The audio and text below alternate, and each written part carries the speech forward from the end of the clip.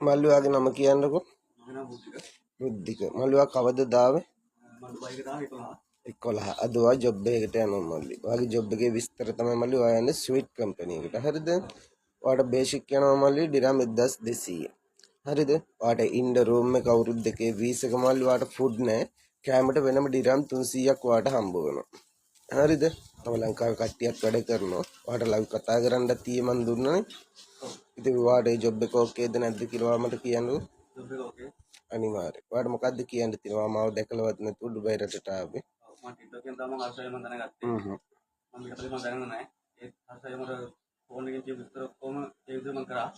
ඔයාට පොරොන්දු වුණා හැමදේම මම ඔයාට කියලා කරලා දුන්නා. ඒ විදිහට ඔක්කොම වැඩ ටික උන සාර්ථකව 100% සාර්ථක වුණා. මම ඉතින් කියන්නේ ඉතින් එන කට්ටියට හර්ෂයගේ මාර්ගෙන් එන්න අනිත් කට්ටිය රැවටෙන්න එපා.